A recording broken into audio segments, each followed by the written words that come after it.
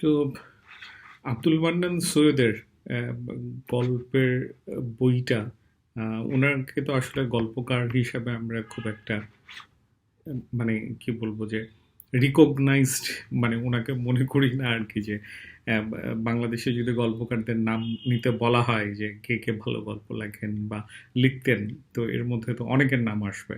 মানে ধরেন আখতারুজ্জামান ইলিয়াস, হাসান আইজুল হক, কায়েস আহমেদ, মানে অনেক ৮-১০ জন নাম বললেও আমার ধারণা এরপরে আব্দুল মান্নান সৈয়দের নাম আসবে কিনা সন্দেহ। তো উনার নামটা কেন আসে না সেটা নিয়ে আমি পরে বলবো। তো আমি হচ্ছে আহ, প্রায় মাসখানেক আগে চিটংয়ে গেছিলাম একটা কাজে, তো তখন বাতিঘরে যাওয়া হয়েছিল বই কেনার জন্য। তো আসলে আমাদের দেশের বই তো খুব কমই দেখা যায় আর কি, ওইভাবে প্রোডাকশনও হয়তো কম, ডিস্ট্রিবিউশনের জায়গাও ঝামেলা আছে। তো ওইখানে আমি ওই আব্দুল মান্নান সৈয়দের হচ্ছে গল্প সংগ্রহ বইটা দেখলাম। তো এইটা মনে হলো যে আরে আব্দুল মান্নান সৈয়দের গল্প তো ওইভাবে পড়া হয়নি। মানে হয়তো টুকটাক দু একটা গল্প পড়ছি, কিন্তু ওনাকে তো আসলে গল্পকার হিসেবে ওইভাবে রিকগনাইজড করা হয় না। তো ওনার বইটা পড়লে হয়তো বোঝা যাবে যে আসলে কি ঘটনা।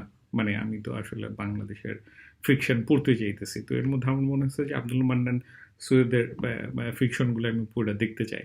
তো ওই কেনার পরেই তো আর পরপরই তো আর পড়া হয় নাই, তো গত কিছুদিনে পড়া হয়েছে আর কি।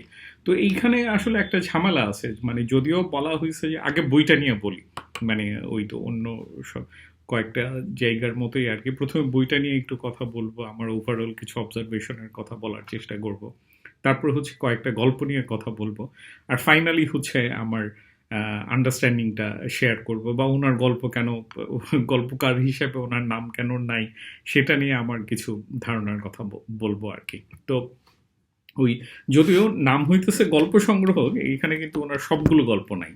মানে আমি এটা পরে এটা টের পাইছি আর কি, যে আসলে এটা তো ওনার সব গল্প না।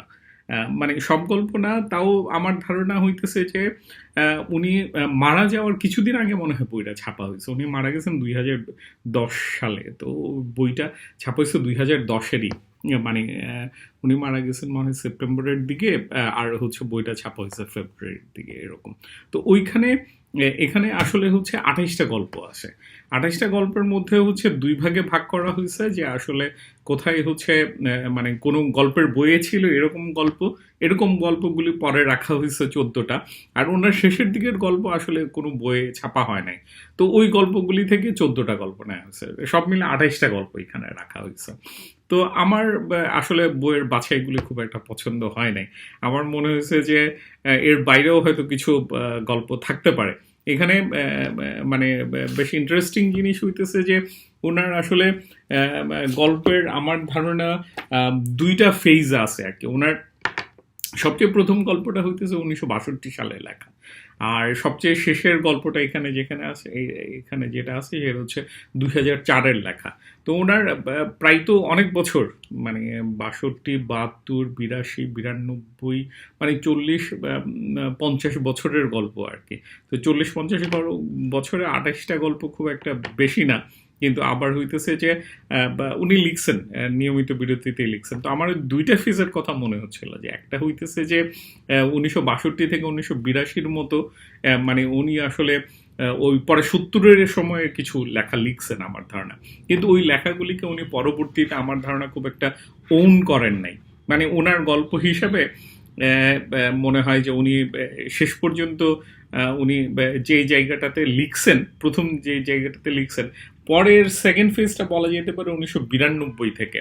1992-এর একটা গল্প আছে, কিন্তু 92, 93, 96, 97, 98 এরকম কিছু গল্প আছে।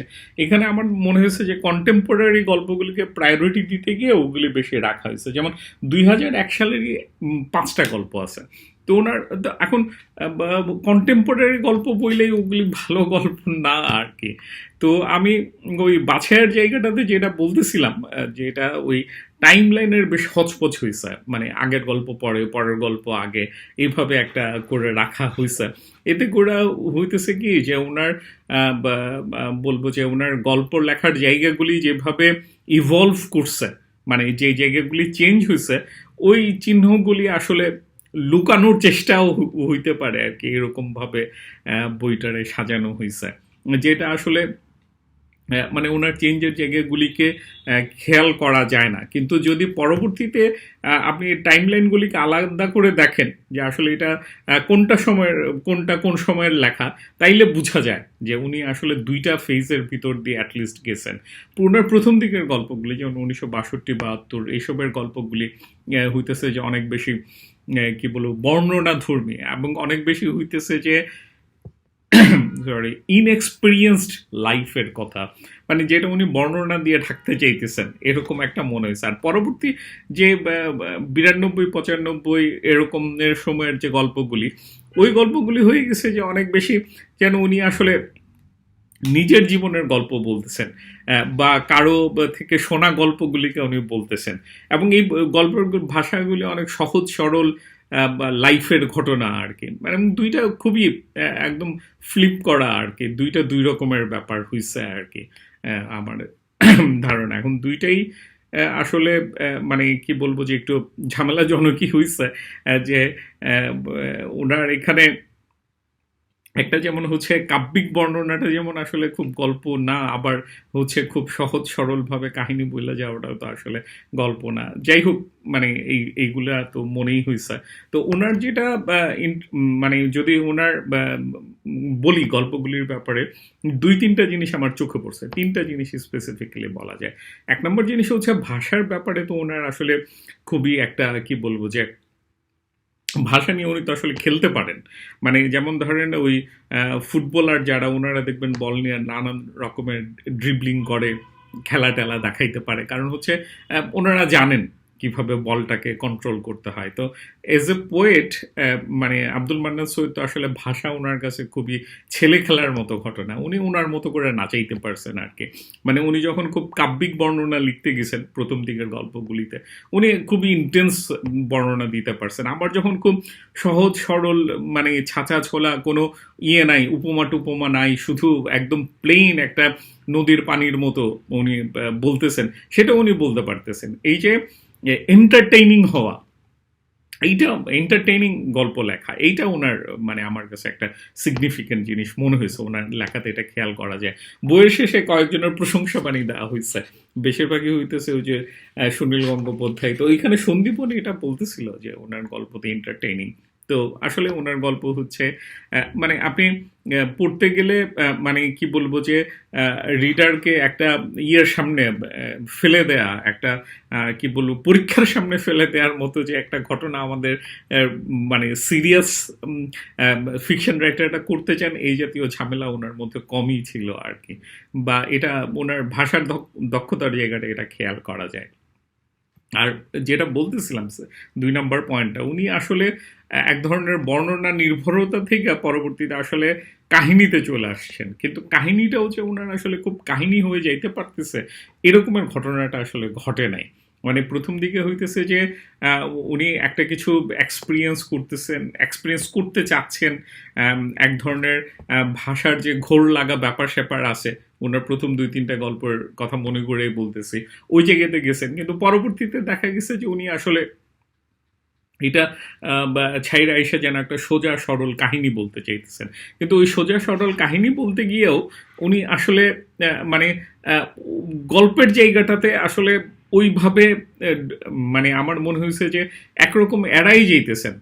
মানে এই রকমের একটা ব্যাপার তৈরি হইছে আরকি।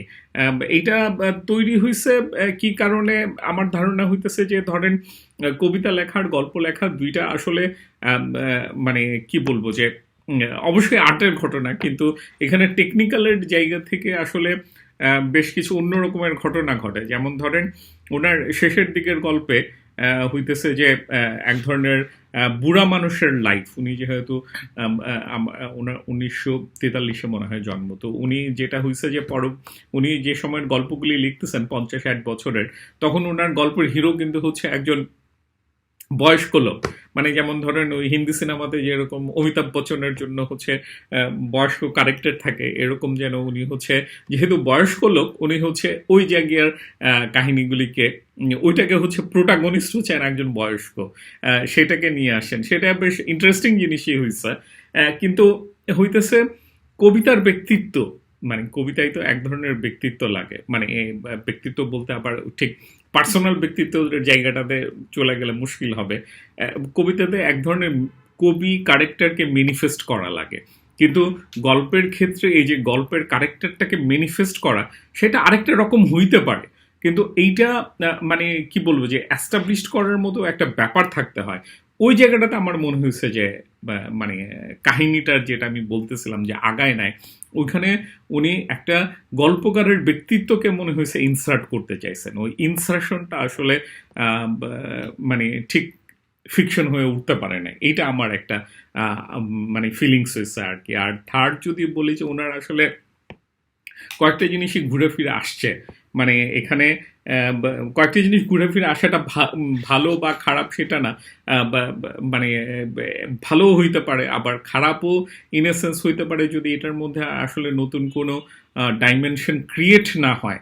ওনার আমার মনে হয়েছে যে চিন্তা ভাবনাগুলি, ফিলিংসের জায়গাগুলি কবিতাতে যেমন রিপিটেশনটা আসলে অনেক সময় রিকোয়ার্ড, আপনি কবিতাতে আসলে রিপিটেশনের জায়গাটা লাগে, এবং রিপিটেশনটা শুধু রিপিট না, মানে ইন এসেন্স এটা প্রতিবার ফিরে ফিরে আসতেছে এবং নতুন একটা অর্থ নিয়ে আসতেছে, এরকম ভাবে হইতেছে। গল্পের ব্যাপারটা এরকম হয় বলে আমার বা করতে পারাটা খুব কঠিন আর কি আমার মনে হয়েছে। তো ওনার এই যে সাবজেক্টগুলি আসতেছে, সাবজেক্টগুলি নতুন একটা ফিলিংস নিয়ে, নতুন একটা জায়গা নিয়ে আসতে পারতেছে বলে আমার মনে হয় না আর কি। তো ওনার ওই গল্প সম্পর্কে আমার মানে ওভারঅল যদি ধারণা বলেন, তিনটা ধারণা আর কি। ওনার গল্প এন্টারটেইনিং, ভাষার স্মুথনেসটা খুব চোখে পড়ে। সেকেন্ড হইতেছে যে ওনার যে হচ্ছে বর্ণনা বা কাহিনী, সেটা হইতেছে যেন একটা জায়গাতে গিয়ে আটকায় থাকে এরকম। আরেকটা হচ্ছে ওনার এখানে সাবজেক্টের খুব কয়েকটা সাবজেক্টের মধ্যে আসলে গল্পগুলি আটকায় থাকে, একটা এই সাবজেক্টগুলি মিলে একটা হোল ওয়ার্ল্ড তৈরি হইতে পারে বলে মনে হয় নাই আর কি। তো এটা তো মনে হয়েছে আসলে ওনার কিছু গল্প দিয়েই। তো ওনার কিছু 28টা গল্পের মধ্যে কয়েকটা গল্প নিয়ে আমি কথা বলি। যেমন ওনার তো আসলে প্রথম দিকের একটা মানে ইয়ে, মানে লোকজন খুব লোকজন বলতে হইতেছে সাহিত্য সমাজের লোকজন আর কি। ওনার যারা লেখক বন্ধুরা ছিল ওনারা, বা বাংলাদেশের যে সাহিত্য সিন্ডিকেটের লোকজন আছেন, সাহিত্য সমাজের লোকজন আছেন, ওনারা তো আসলে ওনার একটা গল্পের কথা বলেন, সেটা হচ্ছে মাতৃহননের নান্দিপাঠ। তো আমার কাছে মনে হয়েছে ওনার ফিকশনের যে জার্নিটা, সেই জার্নিটা হইতেছে ইন এ সেন্স হচ্ছে এই মাতৃহননের নান্দিপাঠ গল্পটা থেকে হচ্ছে ছবির মতো গল্প পর্যন্ত। তো ছবির মতো গল্পটাও কোনো ডেট দেয়া নাই, কিন্তু আমার ধারণা ওনার ওই শেষ বয়সের লেখা। তো না, মাতৃহরণের নান্দিপাঠের গল্পটা কাহিনীটা কি, কাহিনীটা খুব ইন্টারেস্টিং। সেটা হচ্ছে অনেকটা ওদিপাস কমপ্লেক্সের মতো আর কি, যে 28 বছর বয়সে যে ন্যারেটর, তার মা বিধবা হয়ে যায়, তার হাজব্যান্ড মারা যায়, কিন্তু সে পরে আর কোনো বিয়ে করে না। তো বিয়ে না করার পরে সে হচ্ছে ন্যারেটর, যে সে বড় হয়ে আসে। তো মহিলার বয়স যখন 45 ক্রস করছে, তখন সে তার ছেলে গেস করে যে তার মার কোনো একটা এক্সটার্নাল অ্যাফেয়ার চলতেছে, এবং ওইটার যে ক্রাইসিসটা, তার কথা হচ্ছে যে মাও তো মানুষ, তারও তো একটা ফিজিক্যাল নিড আছে, এই জিনিসগুলি এইগুলি নিয়ে উনি বলতেছেন আর কি। এইভাবে বোঝানোর একটা চেষ্টা করতেছেন, কিন্তু ওনার গল্পটা আসলে সর্ট অফ নেগেটিভ হয়ে গেছে। উনি মাকে খুন করে ফেলতে চাইতেছেন। এখন খুন করার জন্য তো ওনার একটা ইয়ে লাগবে, উসিলা লাগবে, বা একটা রিজন লাগবে। ওই রিজনটা যেন হচ্ছে যে ওনার মার এই অ্যাফেয়ারটা যেন হচ্ছে উনি রিজন হিসেবে নিতেছেন। তো এটাতে আবার একটু পরে আসতেছে, ওনার এই আন্ডারস্ট্যান্ডিং এর জায়গাটাতেই একটু ঝামেলা আসে। তো এটা ছিল ওনার একদম প্রথম দিকের গল্প। আর এই ছবির মতো গল্পটা আবার খুব ইন্টারেস্টিং। ছবির মতো গল্পটা হচ্ছে উল্টা হয়ে গেছে। উল্টা হয়ে গেছে কি, যে হচ্ছে একজন বুড়া মানুষ, তার হচ্ছে স্ত্রী মারা গেছে, এখন তার একটা মেয়ে আছে, মেয়েরও বিয়ে দিয়ে দিছে, এখন সে হচ্ছে একলা থাকে। তো মেয়ে তখন চিন্তা করলো মেয়ের তো একটা কিছু করতে হবে, তো সে বাবার জন্য কিছু করতে হবে। তখন তাদের বাসার পাশে একজন মহিলা থাকতো যারও বিয়ে হয় না, মানে বিয়ের বয়স পার হয়ে গেছে সর্ট অফ, এরকম একটা বোঝানো হয়েছে, হয়তো 30+ এরকম। তখন সে হচ্ছে ওই বুড়া লোকের মেয়েটা হচ্ছে নানু বাড়িতে যায়, তখন নানুকে গিয়ে রাজি করায় বা বলে যে বাপের বিয়ে দিতে চায়। এখন তখন ওই মহিলার সাথে হচ্ছে বাপের বিয়ে দেয়, এবং সে হচ্ছে যে বাপের বিয়ে দেয়, মানে হচ্ছে যে আসলে যে ওই তার মার স্মৃতির প্রতি অবজ্ঞা করে এরকম ব্যাপার না। কারণ হচ্ছে যে বাপের একটা স্টুডিও থাকে, নাম থাকে স্টুডিও জামান। তো তারপরে হচ্ছে যে তার মার নামে হচ্ছে সেই বিয়ের পরে ওই মার নামে হচ্ছে স্টুডিওটার নাম দেয়, এবং মেয়েটা হচ্ছে তার বাপের বাড়িতে যায়, এবং বাপের যে নতুন বউ সে তাকে খুব কোর্ডিয়ালি অ্যাকসেপ্ট করে, এরকম এরকম হ্যাপি একটা এন্ডিং আর কি। তো এই জিনিসটা হচ্ছে ওনার আসলে ট্রান্সফরমেশনের জায়গাটা, যদিও খুব উল্টাভাবে ট্রান্সফরমেশনটা হয়েছে। তো এটা তো আরো খুব ভালো হইতো উনি যদি দেখা যেত যে ছেলে হচ্ছে তার ইয়ের বিয়ে দিচ্ছে আর কি, তার মায়ের বিয়ে দিচ্ছে। তো আমাদের সোসাইটিতে তো এরকম এখন কিছুটা দেখা যাইতেছে এই জায়গাগুলিতে। কিন্তু উনি যখন লেখালেখি শুরু করছেন এই যে মাতৃহরণের নান্দিপাঠ, তখন বাবা মা এরকমের জিনিসগুলি তো কি বলবো সেক্সুয়াল, এই যে সেক্সুয়াল নিডগুলির জায়গা থেকে দেখা, সেটা তো খুবই মানে আননোন একটা ব্যাপার ছিল। তো এটা ওনার একটা স্ট্রেংথের জায়গা। উনি কিন্তু যত ভুলভাবেই দেখুক এই জায়গাগুলিকে উনি দেখার চেষ্টা করছে। যেমন ওনার আরেকটা গল্পের মধ্যে এই জিনিসটা আছে খুব হালকাভাবে, যে মাছ মাংস মাৎসর্যের রূপকথা। এইটাও খুব মানে এই জায়গাটাতে মানে এই গল্পটাতে ইন্টারেস্টিং ব্যাপারটা হইতেছে যে হইতেছে ওই একটা মিডল ক্লাস ফ্যামিলি, এইটা ওনার আরেকটা সিগনেচার, যে বিলুপ্ত প্রায় মিডল ক্লাসের কাহিনী হচ্ছে থাকে ওনার ইয়েতে, মানে বেশিরভাগ গল্পেই। তো ওই মিডল ক্লাসের হচ্ছে যে লোকটা, সে তার বাপকে নিয়ে আসছে, তার বাপ হচ্ছে তাদের সাথে থাকে, এবং বাপকে দেখাশোনা করার জন্য একটা কিশোরী মেয়েকে রাখছে। তো এরকম একটা লাইন আছে যে যে ছেলে মানে ওই তার ছেলের ছেলে, সে হচ্ছে নাতি আর কি, নাতি একদিন দেখে যে সে চেয়ারে বসে আছে, বুড়া 70 বছরের বয়স, চলতে ফিরতে পারে না, কিন্তু তার কাজের মেয়ের হচ্ছে পাছার মধ্যে হাত দিচ্ছে আর কি। মানে এই যে অ্যাজ এ এইজড ম্যান আমরা যেটা দেখি যে শিশুদের যেন কোনো যৌন স্বভাব নাই, একইভাবে আমরা দেখি যে বুড়া হয়ে গেলে যেন তার কোনো যৌনতার জায়গাগুলি খারিজ হয়ে যায় না, এইটার একটা সিগনেচার বা আব্দুল মান্নান সৈয়দে আছে। এটা খুব আমার মনে হয়েছে আমাদের ফিকশনের জায়গাগুলিতে এটা খুব রেয়ার আর কি, কিন্তু এই জায়গাটা উনি বেশ আনতে পারছেন আর কি। তো এইটা একটা মানে ঘটনা। তো উনার আসলে ওই মাতৃখণ্ডের নান্দিপাঠ ওনার একটা সিরিয়াস গল্প থাকলেও মানে ওই সিরিয়াসনেসের জায়গাগুলি তো আসলে উনি তখনও আর্টিকুলেট করতে পারেন নাই। আমার ধারণা উনি যেভাবে আবেগ দিয়ে পৌঁছেছেন, ফিলিংস দিয়ে পৌঁছেছেন, ওইভাবে ইন্টেলেকচুয়ালিটির জায়গা দিয়ে ডিল করতে পারেন নাই, যার ফলে ওনার যে ওই যে সময়ের মানে সেরা সেরা গল্পগুলা যেগুলোর নাম আমরা শুনি এবং খুব এক্সাইটিং নাম হিসাবে, যেমন ধরেন সত্যের মতো বদমাইশ, চলো যাই পরোক্ষে, তো এই গল্পগুলি এখানে নাই। তো নায়ক থাকার আমি তো আগে হয়তো পড়ছিলাম, কিন্তু এখন আমি আর মনে করতে পারতেছি না গল্পটার কথা। কিন্তু এই গল্পগুলি উনি এখানে রাখেন নাই, তার মানে হইতেছে গল্পগুলোর ফিনিশিং নিয়ে বা ওই গল্পগুলির মধ্যে যে বা ওনার ইন্টেলেকচুয়ালিটির জায়গাটা ছিল, ওনার যে থটের জায়গাটা ছিল, সেটাকে উনি আর সাবস্ক্রাইব করেন না। তো এরকম জায়গা থেকে মনে হয়েছে মাতৃহরণের নান্দি পাঠে উনি যেই ওই ভাষার একটা ঘোর লাগা ব্যাপার আছে, একটা এক্সপ্লেইন করতে চাওয়ার একটা প্রসেসের যে জায়গাটা আছে, কিন্তু এন্ড যে জায়গাটা এটা তো আসলে ওনাকে এতটা জাস্টিফাই উনি করতে পারেন না। কিন্তু আবার ওই ছবির মতো গল্পে এসে কিন্তু উনি এক ধরনের এন্ডিং এর জায়গাতে যাইতে পারতেছেন, এটা খুব ইন্টারেস্টিং আর কি ওনার এই গল্পে। তো ওনার গল্পের মধ্যে আবার আমার কিন্তু ভাল লাগছে যেটা, সেটা হচ্ছে কে তুমি নামে একটা গল্প আছে। তো কে তুমি গল্পটা ওনার ওই মাঝখানের ওই যে ৭৮-৮০ এরকমের সময় লেখা আর কি।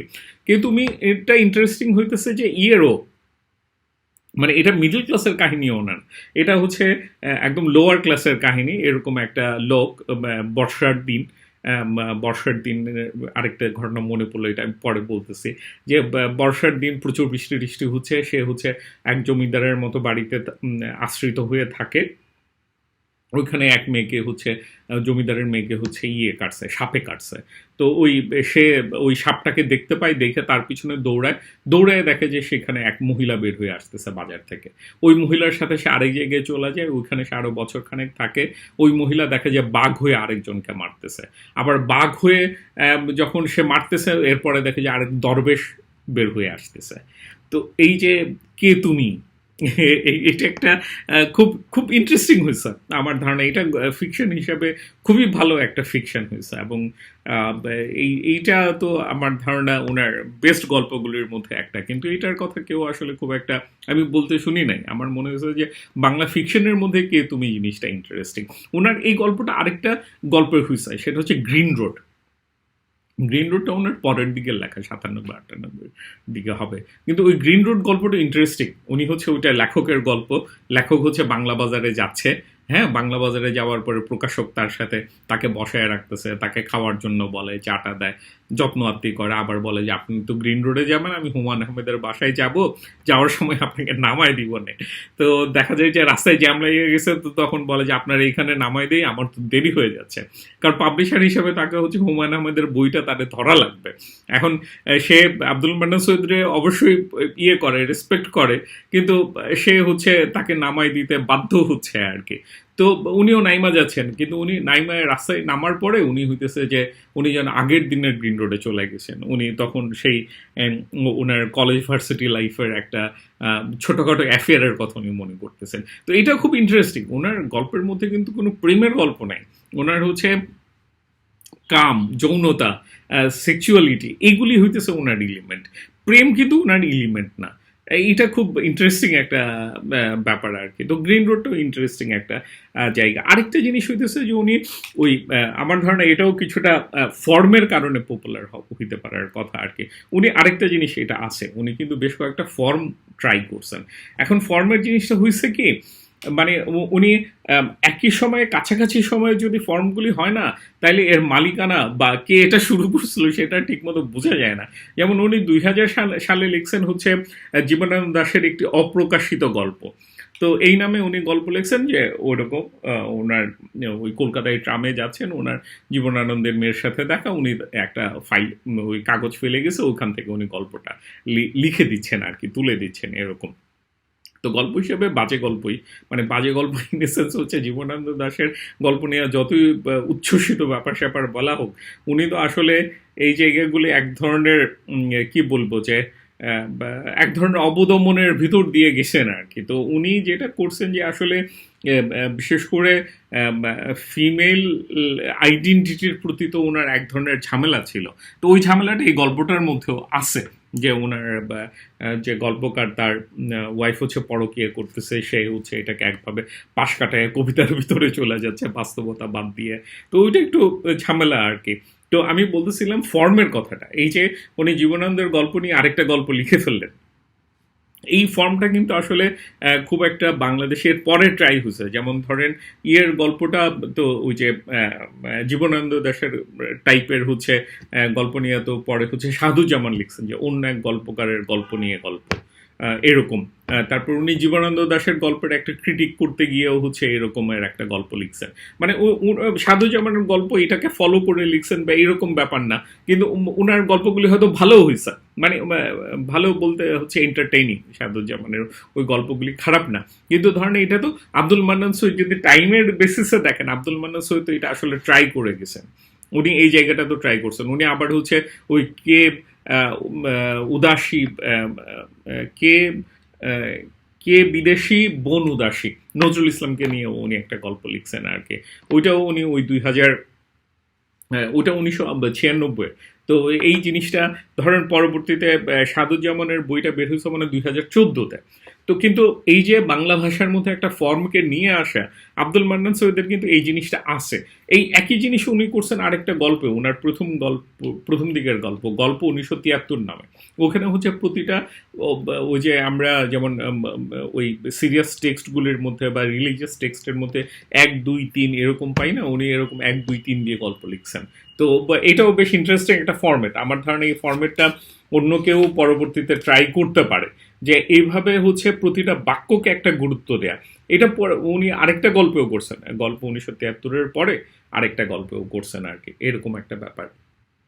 তো ওই যে কে তুমি গল্প নিয়ে বলছিলাম যে বর্ষাকাল, ওনার গল্পের আরেকটা সিগনিফিকেন্স হয়েছে ওনার এখানে ঋতু জিনিসটা খুব সুন্দরভাবে আছে। যেমন আমি তো খুবই ফিদা হয়ে গেছি, গল্প যে এরকমই হোক, একটা হচ্ছে ভাদ্রের একটি দিন গল্পটা নিয়ে আর কি। ভাদ্রের একটি গল্পটাও ওনার হচ্ছে ওই প্রথম দিকের লেখা। 1972, 77 এরকম।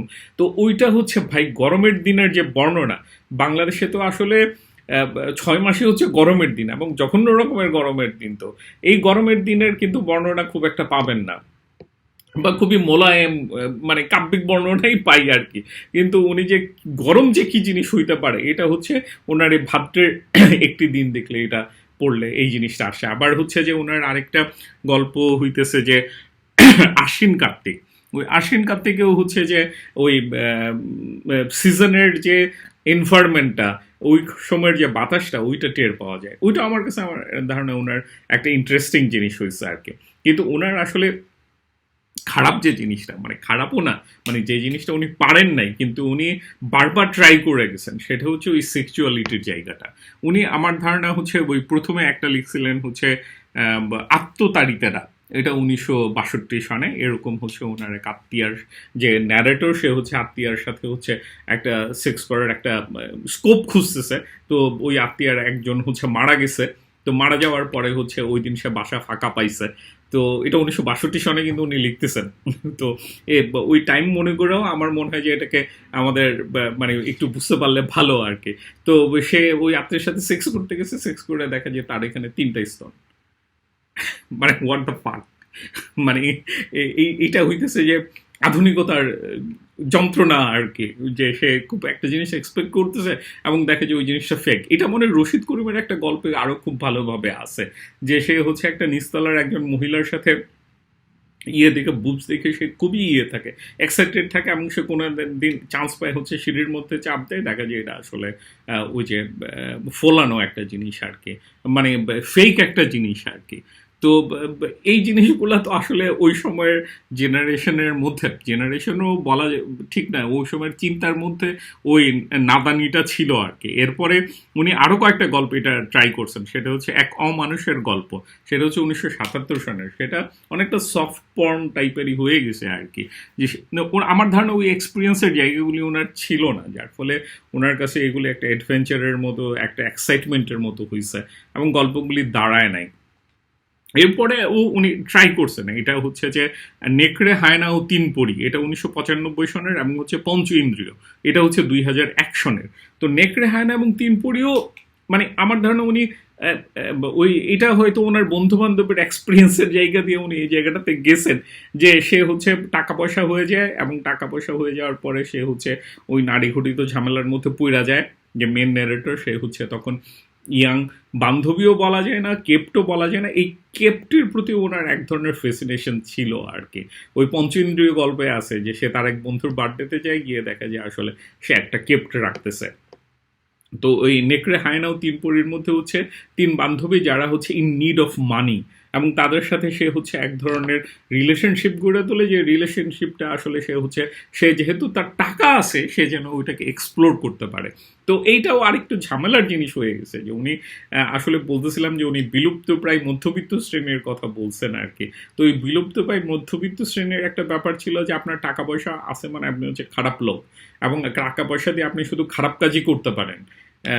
এবং যারা সৎ ভালো লোক তাদের আসলে খুব একটা টাকা পয়সা থাকে না। এইটা তো আমাদের আসলে সাহিত্যে অনেক বেশি আসলে হাইলাইটেড করা হয়েছে, এবং এইটার নজির সবসময় আমরা পাই। তো এই জায়গাগুলি যে, এই চিন্তার যে জায়গাগুলা, ওইগুলি আসলে উনি ওনার ফিকশনের মধ্যে ওই এক্সপিরিয়েন্সগুলির বা ওই এক্সপিরিয়েন্সও না, ওই যে চিন্তাগুলির বাইরে আসলে উনি খুব বেশি অপারেট করতে পারেন নাই, যার ফলে ওনার এই গল্পগুলি খুব ভাষা ভাষা জিনিস হয়ে গেছে। ওনার কি বলবো, ভাষার থাকার স্ট্রেংথ থাকার ফলেও, ওনার একটা চিন্তার ক্ল্যারিটি থাকার ফলেও, চিন্তাগুলি যেহেতু এনাফ মানে কি বলবো যে শক্তিশালী না আর কি, বা শক্তিশালীও বলাটা কিরকম, মানে চিন্তাগুলিও যেহেতু নতুন কোনো জায়গাকে এক্সপ্লোর করতে পারে না, ফিকশনগুলিও আসলে ওরকম কিছু হয়ে উঠতে পারে নাই। কিন্তু তারপরেও ওনার যেহেতু একটা পোয়েটিক মাইন্ড আছে, আমার ধারণা ওই যে নেকড়ে, হায়না ও তিন পরি কিছুটা উতরে গেছে আর কি, কিন্তু অন্য জায়গাগুলি বরং ব্যারিয়ার হিসাবে আসছে। এইটারই আরেকটা একটা জিনিস হইতেছে, লাস্টলি যদি ওনার আরেকটা জায়গাকে হাইলাইট করি, সেটা হইতেছে যে ওনার সার্টেন ফিলিংসের উপর একটা ব্যাপার আছে, যে সার্টেন ফিলিংসের উপর ভর করে যেন আসলে দুনিয়া চলতেছে। তো এটা খুব ইন্টারেস্টিং। এটা খারাপ না, কিন্তু হচ্ছে উনি যেইসব অনুভূতিগুলিকে বাইছা নিছে এটা খুব ঝামেলাপূর্ণ। যেমন একটা আছে জ্যোৎস্নায় ভূত। জ্যোৎস্না এই ভূতটা হইতেছে 1997 এর লেখা। তো ওইটা ওই হচ্ছে যে ওই মহিলার বাসায় হচ্ছে কাজের লোক হিসেবে থাকতো, এবং কাজের লোকটা হচ্ছে সে হইতেছে কি মানে আহ, এখানে হইতেছে যে আমার ওই মার্গারেট অ্যাটউডের একটা কোটেশন আছে এরকম, যে ছেলেরা তো ভয় পায় যে পুরুষ মানুষেরা ভয় পায় যে কেউ তাকে নিয়ে হাসি ঠাট্টা করতে পারে, আর এটা হচ্ছে মেয়েরা ভয় পায় যে কেউ তার আসলে খুন করে ফেলতে পারে। তো এখানে আসলে খুনের ঘটনাটা ঘটে, যে যেটা দেখা যায় যে যে ছেলেটা হচ্ছে যে বাড়িতে থাকতো ওই মহিলা হচ্ছে ওই মহিলা তখনও কিশোরী ছিল, সে হচ্ছে তাকে টিজ করতো, এই আমার ব্রার হুকটা লাগাই দিয়ে যায়, এই গামছা নিয়ে, এই গরম পানি দিয়ে যায় বাথরুমে গেলে। তো তাকে টিজ করতাম, সে যখন একবার টিজটা সে এটা তাকে ইয়ে করতে গেছে, অ্যাপ্রোচ করতে গেছে ফিজিক্যাল রিলেশনের জন্য, তখন দেখা গেছে তাকে থাপ্পড় মারছে, জুতা দিয়ে বাড়ি মারছে। তো পরে সে হচ্ছে ওই বাড়িতে যায় একটা ডাকাতি ডাকাতি করার জন্য বা কোন একটা কিছু তার মনে থাকে আর কি, এবং সে দেখা যায় তখন তাকে রেপ করার পরে খুন করে ফেলে। মানে এটা খুবই উইয়ার্ড, মানে ইন এ সেন্স যে উনি হইতেছে যে এই যে ছলচাতুরির জায়গাটা, এই ছলচাতুরির জায়গাটাকে উনি আসলে নিতে পারেন নাই। মানে আমার মনে হয়েছে যে এই জায়গাটাকে কিভাবে হ্যান্ডেল করা, সেটা উনি হচ্ছে ফিকশনের জায়গা থেকে উনি হ্যান্ডেল করতে আসলে মানে একটা ডিসিশনে পৌঁছে গেছেন, বা একটা এগুলি রিয়েলিটি না বা এগুলি হইতে পারে না তা না, কিন্তু হইতেছে যে এইভাবে পোর্ট্রেট করাটা তো আসলে খুবই মানে কি বলবো যে আহ, একটু সমস্যাজনক, মানে ভালোই সমস্যাজনক আর কি এইভাবে দেখানোটা। ওনার আবার আরেকটা গল্প আছে হচ্ছে শিকার নামে, ওখানে হচ্ছে 1978-এর গল্প এটা। ওই গল্পটা একটা সার্টেন ফিলিংস এর উপরে, এটা হচ্ছে একটা জেলাসির একটা ফিলিংস আর কি। শিকারে গেছে তার হাজবেন্ড এবং তার হাজবেন্ডের এক ফ্রেন্ড আর আসছে আর কি। ওই ফ্রেন্ড হচ্ছে শিকারী, সে হচ্ছে শিকার করতে পারে না, মানে তখন হচ্ছে তার বউটা হচ্ছে এই জেলাসিটা ফিল করতে পারে, দুইটা পুরুষের মধ্যে জেলাসিটা হচ্ছে। তো শিকারিটাও ভালো, মানে উনি একটা যে সার্টেন ফিলিংসকে ইয়ে করছেন আর কি। তো মানে এই হচ্ছে মানে ওনার গল্পগুলি, আমি যদি গল্পগুলি আমি পরবর্তীতে একটা বাছিয়ে দেওয়ার চেষ্টা করবো, আমার ধারণা ওনার এই 28টা গল্পের মধ্যে থেকে 8-9টা গল্প ভালো এবং রিডেবল। আমার ধারণা হচ্ছে যে বাংলাদেশে যারা ফিকশন টিকশন লিখতে চান, ওনার এই 8-9টা গল্প পড়লে একটা জিনিস পাবেন, কিছু জায়গা পাবেন আর কি। তো এর বাইরেও ওনার গল্প তো আসলে পড়া যাইতে পারে, রিডিং লিস্টে থাকাটা মানে আমার মনে হয়েছে দরকার, মানে রিডিং লিস্টে রাখতে পারেন আর কি। তো আমি প্রথমে বলতেছিলাম যে ওনার নাম খুব একটা আসে না কেন, বা ওনাকে আসলে খুব একটা সিগনিফিকেন্ট হিসাবে, তো ওনার নামটা না আসার 3টা কারণের কথা আমার মনে হয়েছে। এক নাম্বার জিনিস হইতেছে যে উনি তো আসলে ফিকশন রাইটার হিসেবে একটা সার্টেন এরিয়াকে এক্সপ্লোর করছেন, এইটা আমার ডেফিনেটলি মনে হয়েছে। এই কিন্তু উনি যে জায়গাটাকে এক্সপ্লোর করছেন, সেই জায়গাটাকে আমরা যেটাকে ভালো গল্প বলি, যে খুব ন্যারেটিভটা খুব স্ট্রং হইতে হবে, যেন হচ্ছে আপনি একটা পাতা দেখা হচ্ছে 10 পাতা লিখে ফেললেন, হ্যাঁ, বা একটা ফিলিংস আপনার মনের মধ্যে আসলো, সেই ফিলিংস নিয়ে আপনি হচ্ছে 5 পাতা লিখে ফেললেন, কি গভীর একটা ফিলিংসের কথা বলতেছেন। এই যে বর্ণনা ধর্মীটা, এইটাকে উনি আসলে পরিত্যাগ করছেন। ওনার এই যে পরিত্যাগ করাটা, এটা আমার ধারণা বাংলাদেশের যারা ভালো গল্প, কোটেশন মার্কে বলছি, যারা ভালো গল্প হিসেবে দেখাইতে চান, ওনারা তো আসলে নিতে পারবেন না যে গল্প এরকম ছাঁচা ছোলা হবে, মানে এরকম হবে কেন, হুমায়ুন আহমেদ হয়েছে নাকি এরকম, হুমায়ুন আহমেদ যে কারণে খারাপ লেখক, মানে ওটাও কোটেশনে কেন খারাপ লেখক, কারণ হইতেছে উনি এইসব বর্ণনা ধর্মীতে একদমই পাবেন, একদম জিরো। মানে হুমায়ুন আহমেদকে যদি আপনি একটা এক্সট্রিমে রাখেন, আবার যদি ধরেন ওই আখতারুজ্জামান ইলিয়াস, হাসানাজুল হক, ওনাদেরকে যদি আরেকটা এক্সট্রিমে রাখেন, আমার ধারণা ইয়ে হচ্ছে আব্দুল মান্নান সৈয়দ হচ্ছে এরকম একটা মাঝখানে একটা ওয়ে আউটের চেষ্টা করছেন, এবং আমার ধারণা ওনার এই চেষ্টাটা খুব রিমার্কেবল আর কি। তো ওনার নাম মনে না নেওয়ার কারণ হচ্ছে ওই যেই মানদণ্ডে আমরা মাপি বাংলাদেশের ফিকশন ভালো না খারাপ, সেটার মধ্যে ওনার গল্পের স্টাইলটা পড়ে না। এইটা হইতেছে যে আমার 1 নাম্বার কথা আর কি। আর সেকেন্ড আরেকটা জিনিস দেখবেন, বাংলাদেশে আসলে ফিকশনের একটা যে জেনোলজি আছে, যে নাম বলার আর কি, মানিক বন্দ্যোপাধ্যায় থেকে শুরু করে এর মধ্যে অনেকের নামই আসলে থাকে না। হ্যাঁ, না থাকার মধ্যেও আরেকটা লিস্ট পাবেন, যে কাদের নাম থাকে না, যেমন রশিদ করিমের নাম খুব একটা আমি দেখি না। ওনার নাম, ওনার গল্প আমি আগে পড়ছি, আরেকবার নতুন করে পড়বো তখন বলতে পারবো। যেমন আলাউদ্দিন আলাজেদের নাম থাকে না, তারপরে হচ্ছে আল মাহমুদের নাম থাকে না। তো আলাউদ্দিন আল আজাদ, আল মাহমুদ, ওনারা কিন্তু আসলে কবিতাও লিখছেন, হ্যাঁ, ওনারা অন্য অনেক কাজকামও করছেন। এবং ওনাদের হচ্ছে যে এই বাংলাদেশের যে সাহিত্য সমাজ, তার সাথে এক ধরনের ওনারা তো ওইটার মধ্যেও ছিলেন, কিন্তু এক ধরনের ডিটাচমেন্টের জায়গাও আছে। তো আমার মনে হয়েছে যে এই যে ভালো গল্প না লেখা, মানে ভালো গল্প এইটা না হওয়া, এর এর পিছনে হচ্ছে আরেকটা জেনোলজির জায়গাও আছে। তো আব্দুল মান্নান সৈয়দ হচ্ছে যে মানে ওই যে ট্রেডিশন, ওই ট্রেডিশনের মধ্যে পড়েন, যে ট্রেডিশনটাকে আসলে ইগনোর করা হয়। তো এইটারও একটা কন্ট্রিবিউশন এখানে আছে। কিন্তু লাস্টলি যদি বলি, মানে সবচেয়ে কি বলবো যে ওনার একটা দায়বদ্ধতার একটা ওনার ঝামেলা তা না, মানে কি বলবো যে পরিস্থিতির শিকার, এই কারণে ওনার নাম নেওয়া হয় না, ব্যাপারটা এরকমও না। আমি আরেকটা মনে করি যে আপনার যদি ওই রিয়েল স্ট্রেংথটা থাকে, এটা আসলে এক্সপ্লোড একটা সময়ে সারফেস লেভেলে চলে আসতে বাধ্য। কিন্তু আব্দুল মান্নান সৈয়দের যে ঘটনাটা হয়েছে, উনি কিন্তু একটা আসলে ওই যে আমি যেটা বলতেছিলাম, উনি কিছু সম্ভাবনার কথা বলতে পারছেন, একটা কিছু ইশারা দেখাইতে পারছেন, কিছু মানে ওনার জায়গাগুলিকে আরো আগায় নিয়ে যাওয়া সম্ভব, কিন্তু ওনার জায়গা একটা গ্রাউন্ডকে তৈরি করতে পারে, এইটা আমার কাছে মনে হয় না, বা ওই জায়গাটাতে আসলে সাফার করছে। তো এই তিনটা কারণেই মেবি হচ্ছে যে ওই যে ভালো গল্পের যে মানদণ্ড, সেটার মধ্যে ওনার গল্পগুলো পড়ে না। এইটা একটা ব্যাপার। ওনার প্রথম দিকের গল্পের নাম এই জন্য শোনা যায়, হচ্ছে যে ওনার খুব ঠাসা ঠাস বুননে লেখা, খুব গ্র্যান্ড, মানে খুব ইয়ে কি বলবো যে শক্তপোক্ত। তো এই জিনিসগুলি তো উনি পরে আসলে ছাইড়া দিছেন, এবং পরে ছাইড়া দিছেন বলে ওনার গল্পগুলিকে আসলে আর অ্যাকসেপ্ট করা হয় না। আরেকটা হচ্ছে যে উনি আসলে যে ট্রেডিশনের মধ্যে পড়তেন, সেই ট্রেডিশনটাকেই আমার ধারণা অ্যাজ এ হোল একটা ইগনোর অবস্থায় রাখা হয়েছে। আরেকটা জিনিস হচ্ছে এর বাইরে উনি আসলে কোনো একটা জায়গা তৈরি করতে পারেন না, যেটা আসলে অ্যাভয়েড করা এটা পসিবল না। এইটারও একটা কন্ট্রিবিউশন মেবি আছে, যে কারণে গল্প লেখক হিসেবে ওনার নাম খুব একটা আসে না। তো কিন্তু তারপরেও যদি বলেন আসলে ওনার গল্পের আসলে সিগনিফিকেন্সটা কোন জায়গায়, মানে আমি কেন বলতেছি যে ওনার রিমার্কেবল বা পড়তে পারেন সেটা, উনি হইতেছে যে মানে যদি বলি ওই যেটা বলতেছিলাম যে উনি হচ্ছে ঢাকার বিলুপ্ত প্রায় মিডল ক্লাসের একটা গল্প বলছেন, যে মিডল ক্লাসটা 60s, 70s, 80s ছিল।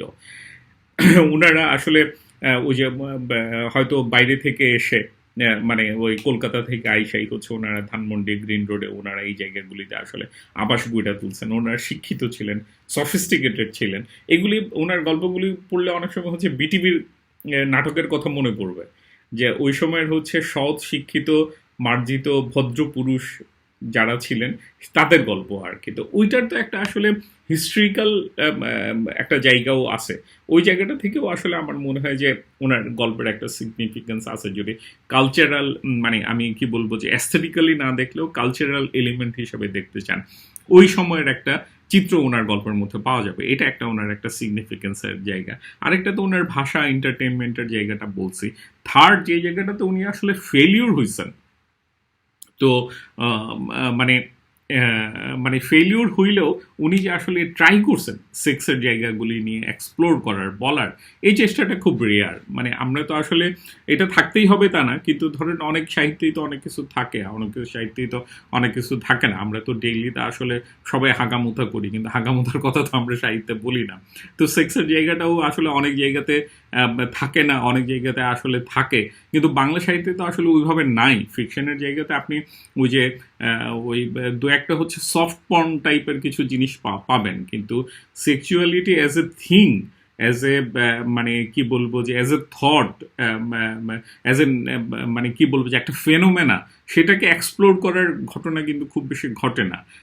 মানে আব্দুল মান্নান সৈয়দ হয়তো মডার্নিটির জায়গা থেকে জায়গাটাকে এক্সপ্লোর করার ট্রাই করছেন, কিন্তু ওনার এই ট্রাই করাটাও আমার কাছে মনে হচ্ছে ফেলিউর হওয়াটাও একটা ঘটনা, যে উনি ঠিক মতো পারেন নাই, কিন্তু উনি এই জায়গাগুলিকে যে অ্যাড্রেস করার চেষ্টাটা করছেন, এটাও ওনার একটা সিগনিফিকেন্স আর কি। কিন্তু তারপরেও ওনার গল্পগুলি আসলে খুব একটা রিমার্কেবল মানে জায়গাতে, মানে আমি যদি বলতে চাই যে বাংলাদেশের মানে সেরা গল্প লেখকের মানে ওই রকমের, যে কারণে ওই উদাহরণ হিসেবে অনেক সময় হচ্ছে আসলে ওই শহীদুল জহিরের কথা চলে আসে। উনি বা ওনাকে তো আসলে আপনি চাইলেও ফেলে দিতে পারবেন না, কারণ হচ্ছে উনি একটা ওয়ার্ল্ড তৈরি করছেন। হয়তো পুরান ঢাকার কয়েকটা জায়গা নিয়ে কথা বলছেন, 4-5টা গল্পই লিখছেন, কিন্তু ওনার এই 4-5টা গল্পই আসলে একটা দুনিয়া তৈরি করছে আর কি। এবং যে দুনিয়াটা আসলে মানে কি বলবো, যে এক্সিস্টিং দুনিয়া না, এটা হচ্ছে একটা লিটারারি ওয়ার্ল্ড আর কি। তো আব্দুল মান্নান সৈয়দের জায়গাতে ওই লিটারারি ওয়ার্ল্ডটা পুরোপুরি তৈরি হইতে পারে না, এটা আমার কাছে মনে হয়েছে। উনি ওই জায়গাগুলির দিকে গেছেন, কিন্তু গিয়ে পুরোপুরি বিল্ড আপ করাটা ওই জায়গাটার মধ্যে আর হয় নাই আর কি। উনি আমার ধারণা এখানে 1960-70-এর ঢাকা আমরা দেখতে পাইতাম আর কি, যদি উনি ওই জায়গাটাকে এক্সপ্লোর করতেন। ওই জায়গাটাকে আনফর্চুনেটলি উনি আসলে খুব বেশি দূর পর্যন্ত এক্সপ্লোর করতে পারেন নাই। এইটা একটা হচ্ছে ওনার কিছু স্পার্ক আছে, কিছু ফর্ম আছে, কিছু ট্রাই আছে, এই জায়গাটা আছে, কিন্তু একটা অল টুগেদার একটা নতুন দুনিয়া তৈরি হইতেছে না। এইটা আমার ধারণা একটা প্রবলেমের জায়গা হয়েছে আর কি। আর সেকেন্ড যেটা বলছিলাম, যে ওনার গল্পের মধ্যে কিন্তু প্রেম নাই, কোনো পলিটিক্সও নাই। একটা মুক্তিযুদ্ধের গল্প আছে, তাও হাফ হাফ ডান টাইপের একটা ঘটনা আর কি। মিলিটারি আসতেছে, মিলিটারি আইসা হচ্ছে একবার মনে হচ্ছে খুন করে ফেলছে, আরেকবার মনে হচ্ছে ওরা চেক করে চলে যাচ্ছে, এরকম একটা ব্যাপার। উনি ওই জায়গাগুলিকে এড়াইছেন। এখন ঘটনা ঘটনা হইতেছে কিছু জিনিস ওই যে যেমন গল্পের মধ্যে আবার থাকেই, যেমন গল্প মানেই হইতেছে আসলে কিছু প্রেমের গল্প, এইটা এখন করার কিছু নাই। আবার কিছু জিনিস হইতেছে আপনার গল্পের মধ্যে আনাটা খুব কঠিন। তো উনি কোনো প্রেমের গল্প লেখান নাই, এবং যে পলিটিক্সের জায়গাটাকে উনি আনেন নাই, এইটা কিন্তু ওনার আসলে দুর্বলতাই হয়েছে আর কি। মানে এটা লিখলেই উনি খুব ভালো করতেন তা না, কিন্তু এই জায়গাগুলি নাই। আপনি হচ্ছে এই জায়গাগুলি না থাকার কারণে যেটা হয়েছে লাস্টলি, যেটা মানে আমার যে রিমার্কেবল না হওয়ার যে থার্ড পয়েন্টটা, প্রথম তো বলতেছিলাম যে উনি আসলে দুনিয়াটা তৈরি করতে পারে নাই, একটা লিটারারি ওয়ার্ল্ড তৈরি হয় নাই, এবং এটা তৈরি হয় নাই এখানে হচ্ছে যে এলিমেন্টসগুলি, নেসেসারি এলিমেন্টসগুলি, প্রেম, পলিটিক্স, এই জায়গাগুলি নাই। এবং এই জায়গাগুলি না থাকার কারণে হইতেছে কি, ওনার সোসাইটির সাথে যেন একটা সম্পর্ক, ফিকশনের তো একটা সম্পর্ক থাকে, এই সম্পর্কের জায়গাটা খুবই পাতলা, খুবই হালকা, খুব ক্ষীণ একটা জায়গা। এইটা আসলে কবিতাতে ইমিডিয়েটলি চোখে পড়ে না, কিন্তু আসলে গল্পে এইটা আসলে ধীরে ধীরে খুব একটা জায়গা তৈরি হইতে থাকে, যে আপনার আর্টের সাথে সোসাইটির এক ধরনের লিঙ্কের জায়গা আছে। আমরা যে পিপল যে আর্ট কনজিউম করবে, সেখানে সোসাইটির এক ধরনের কন্ট্রিবিউশনের জায়গা থাকে। আপনি কিভাবে লিঙ্কটা করতেছেন আর্টের সাথে, ওই যে ব্যক্তিত্বের জায়গাগুলি নিয়েও যেটা বলতেছিলাম, তো ওই জায়গাগুলি আসলে ওনার গল্পের মধ্যে তৈরি হয় নাই। কিছু জায়গা তৈরি হয়েছে ওই যে পরবর্তী সময়ে উনি যে বয়স্ক লোকদের গল্প লিখতেছিলেন, এইটা আমার ধারণা ভালো জিনিস হয়েছে। কিন্তু এই এই জায়গাগুলিও আসলে ওই মানে কি বলবো, উনি খুব মানে পলিটিক্সের জায়গাটাকে খুব আলাদা করে রাখছেন আর কি। এই জায়গাটাতে যেন উনি যাইতেই চান না আর কি। ওইটা হচ্ছে ওনার কি বলবো, যে খুব একটা এরিয়া, নিষিদ্ধ জায়গা আর কি। তো এই নিষিদ্ধ করে রাখাটা আসলে ওনার গল্পকে আরো বেশি স্পেস দিতে পারে নাই আর কি। তো আমি তো ফিকশনের ওই যে ওনার কিছু ফিকশনের কথা বলার চেষ্টা করবো যেগুলি আমার কাছে ভালো লাগছে এবং আমি রিকমেন্ড করব। তো আমার মনে হয়েছে যে বাংলাদেশে যারা ফিকশন লিখতে চান, তারা দে শুড মানে ওনারা পুরো দেখতে পারেন আব্দুল মান্নান সৈয়দের গল্প। এখানে আমি যে একটা আলাদা একটা ট্রেডিশনের কথা বলতে চাইতেছি, এটার কিছু চিহ্ন মেবি ওনার গল্পে পাওয়া যাবে আর কি। তো এই হচ্ছে আমার কথা ওনার গল্পগুলো নিয়ে।